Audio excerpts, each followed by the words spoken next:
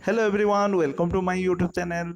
तो आज इस वीडियो में हम पूरा डिटेल में बात करेंगे स्पॉट अप्लाई किस तरह से होता है, उसके लिए एडमिशन किस तरह से होता है, कौन से कैंडिडेट एलिजिबल हैं अप्लाई करने के लिए और क्या रहेगा आप लोगों का स्पॉट का गाइडलाइन। ठीक है, तो इसलिए वीडियो को पूरा जरूर देखिएगा और वीडियो पसंद आए तो लाइक शेयर सब्सक्राइब जरूर कीजिएगा। तो पहले तो ये जान लीजिए आप लोगों का कौन से कैंडिडेट एलिजिबल हैं। हालांकि इसके ऊपर मैंने पिछले वाले वीडियो में पूरा डिटेल में बताया था, फिर से मैं एक बार रिपीट कर दे रहा हूँ कौन से कैंडिडेट एलिजिबल है सीपेट के लिए, सीपेट स्पॉट अप्लाई करने के लिए। ठीक है, तो देखिए पहले तो आप लोग ये जान लीजिए कि आप लोगों का जो भी कैंडिडेट्स फर्स्ट राउंड में सिलेक्ट नहीं हुए थे और सेकेंड राउंड में भी सिलेक्ट नहीं हुए थे, तो अभी तो थर्ड सिलेक्शन तो नहीं होता।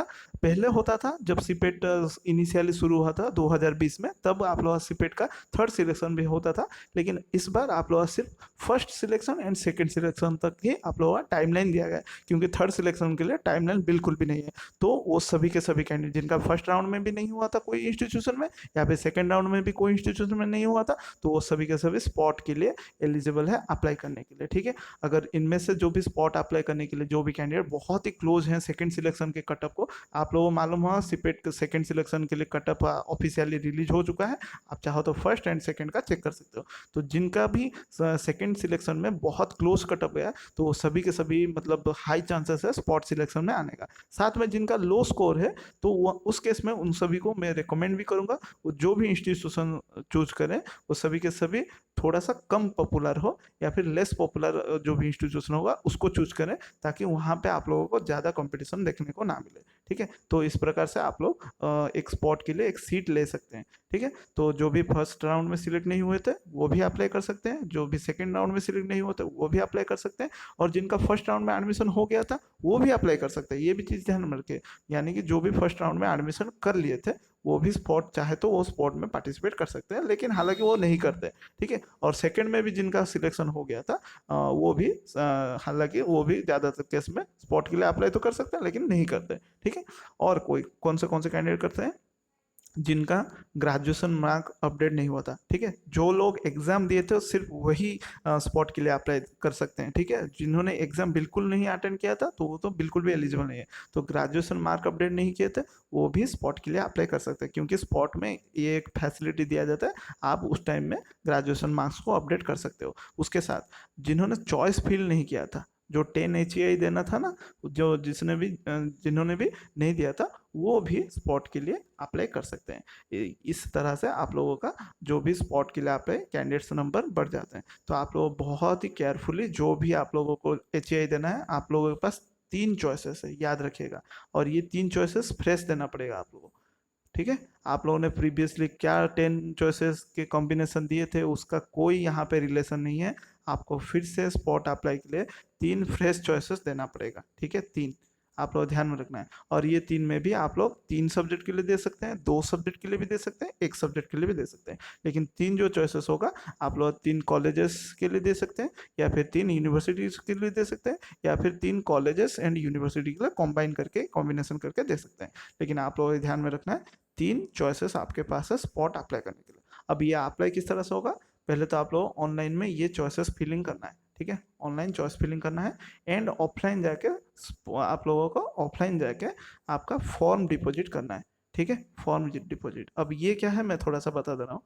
आप लोगों का जब स्पॉट एडमिशन होगा उसके लिए अप्लाई आप लोगों को ऑफलाइन ही करना पड़ेगा, ऑफलाइन ही करना पड़ेगा। ऑनलाइन में सिर्फ अप्लाई करोगे, लेकिन आपको फॉर्म डिपॉजिट करने के लिए ऑफलाइन उस पर्टिकुलर इंस्टीट्यूशन को जाना पड़ेगा। यानी कि मान लीजिए आप लोगों ने पहले में दिया उत्कल यूनिवर्सिटी, दूसरे में दिया आपने ब्रह्मपुर यूनिवर्सिटी, एंड तीसरे में दिया आप लोगों ने रेवेन्सा यूनिवर्सिटी। यहाँ पे आप लोग चाहते हो मैं बायोसाइंस के रेस्पेक्ट में बोल रहा हूँ, यहाँ पे चाहते हो बॉटनी पढ़ने के लिए, यहाँ पे चाहते हो आप लोग बायोकेमिस्ट्री पढ़ने के लिए, और यहाँ पे चाहते हो आप लोग माइक्रोबायोलॉजी पढ़ने के लिए। ठीक है, तो इस केस में आप लोगों ने 3 चॉइसेस दिया है, और पर्टिकुलरली बॉटनी के लिए एक अप्लाई करना होगा उत्कल यूनिवर्सिटी जाके, बायोकेमिस्ट्री के लिए अप्लाई करना पड़ेगा ब्रह्मपुर यूनिवर्सिटी को जाके, एंड माइक्रोबायोलॉजी के लिए भी आप लोग अप्लाई करना पड़ेगा रेवेन्सा यूनिवर्सिटी को जाके। ठीक है, और यहाँ पे भी चाहें अगर मान लीजिए उत्कल यूनिवर्सिटी में ये तीनों के तीनों हैं, ये भी है ये भी है, तो आप लोग तीनों के तीनों यहाँ पे ही अप्लाई कर सकते हो, बायोकेमिस्ट्री भी उत्कल के लिए एंड माइक्रोबायोलॉजी। लेकिन आपके पास सिर्फ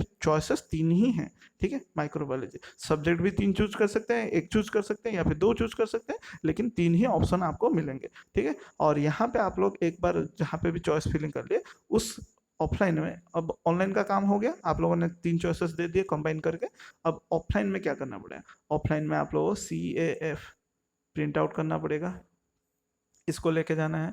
उसके बाद जो भी रेलिवेंट डॉक्यूमेंट है उस सभी को सभी लेके जाना है, ठीक है। डिपॉजिट के लिए बोल रहा हूँ, ये आप लोगों का एडमिशन के लिए नहीं, आप लोग फॉर्म डिपॉजिट के लिए। और आप लोग नो एक्स्ट्रा फीस, आप लोग कोई भी कैप के लिए, ये जो कैप के लिए आपको कोई भी एक्स्ट्रा फीस नहीं देना पड़ेगा, ठीक है। जिस तरह से अप्लाई किया जाता है उस तरह से आप लोग जाके वहाँ पे सबमिट करना है स्पॉट। उसके बाद आप लोग स्पॉट एक फॉर्म मिलेगा, ठीक है। स्पॉट अप्लाई के लिए एक फॉर्म मिलेगा, उसको फिलअप करना है। फॉर्म मिलेगा, उसमें आप लोग बारकोड वगैरह जो भी है उसको फिलअप करके आप लोगों का ऑफलाइन में जाके वो फॉर्म को डिपॉजिट करना है। उसके बाद आप लोगों का मेरिट लिस्ट पब्लिश होगा, जो कि मैंने ऑलरेडी लास्ट वीडियो में बता दिया था। 10 अक्टूबर को आप लोगों का मेरिट लिस्ट पब्लिश हो जाएगा। तो ये था पूरा आप लोगों का कंप्लीट प्रोसीजर। और आप जिस तरह से ऑफलाइन में जब अप्लाई करोगे, सभी के सभी आपका जो भी टेस्टिमोनियल्स हैं, जो भी डॉक्यूमेंट्स है उसको लेके जाना है। आपका रिजर्वेशन है तो उसको लेके जाएगा, क्योंकि रिजर्वेशन भी देखा जाता है वहाँ पे। अगर मान लीजिए रिजर्व कैटेगरी के कोई नहीं होंगे तब जनरल में आपका सिलेक्शन होगा, लेकिन रिजर्व अगर है तो उसको बिल्कुल भी मौका मत छोड़िए, तो आपका रिजर्व कैटेगरी भी लेके जाइएगा। उसके बाद आप लोग अगर मान लीजिए वेटेज वगैरह है, एक्स सर्विसमैन, स्पोर्ट्स पर्सन, उसका भी लेके जाइएगा। और मतलब सभी के सभी डॉक्यूमेंट्स आपको लेके ऑफलाइन में उसको डिपॉजिट करना है। उसके बाद जाके आप लोगों का क्या होगा, मेरिट लिस्ट में नाम, या फिर जब भी सिलेक्शन होगा मेरिट लिस्ट में पब्लिश होगा, ठीक है। तो ये था आप लोगों का स्पॉट, इस तरह से अप्लाई होता है। आई होप आप लोगों को क्लियर हो गया होगा। और यहाँ पे और एक कुछ इंपॉर्टेंट पॉइंट्स मैं बता दे रहा हूँ। यहाँ पे आप लोगों का एंट्रेंस में आप लोगों का जो, सॉरी एंट्रेंस बोल रहा हूँ, जो भी आप लोगों ने चॉइस प्रीवियस 10 HA जो दिया था उसको कंसिडर नहीं किया जाएगा, इसको ध्यान में रखिएगा। प्रीवियसली आपने जो 10 HA दिए थे, जो सब्जेक्ट दिए थे, उसको देखा जाएगा, मतलब तो उसको चेक किया जाएगा। आपके मान लीजिए फॉर एग्जांपल आपने बायो साइंस में बॉटनी के लिए एग्जाम दिया था, लेकिन आप चाहते हो जूलॉजी पढ़ने के लिए, ये कभी भी पॉसिबल नहीं होगा। तो यही सब्जेक्ट का आप लोगों को एलिजिबल है, बट ये 10 HA को नहीं कंसिडर किया जाएगा। फ्रेश 3 चॉइसेस को लिया जाएगा, ठीक है। आप लोग ध्यान दीजिए, फ्रेश 3 चॉइसेस को लिया जाएगा, लेकिन जो एंट्रेंस सब्जेक्ट दिए हैं उसी के रिलेटेड सब्जेक्ट का कॉम्बिनेशन रख सकते हैं। आप बोलेंगे बॉटनी के लिए आप लोगों ने एंट्रेंस दिया था, जूलॉजी पढ़ेंगे अब स्पॉट में, ऐसा तो बिल्कुल नहीं होगा। हाँ, लेकिन ये जो 3 चॉइसेस है आपको न्यू देना पड़ेगा, ठीक है, क्योंकि ये प्रीवियस वाला 10 HA को कंसिडर नहीं किया जाएगा, ठीक है। तो ये था आप लोगों के लिए स्पॉट के लिए कुछ एक्स्ट्रा इन्फॉर्मेशन। अगर वीडियो पसंद आए तो लाइक शेयर सब्सक्राइब जरूर कीजिएगा, और डाउट्स वगैरह है तो कमेंट्स में जरूर पूछेगा। So thanks for watching this video. मिलते हैं नेक्स्ट पार्ट में, और इसके बाद स्पॉट के ऊपर में बैक टू बैक जो भी FAQs होंगे उसके ऊपर मैं वीडियो लाऊंगा। Thank you.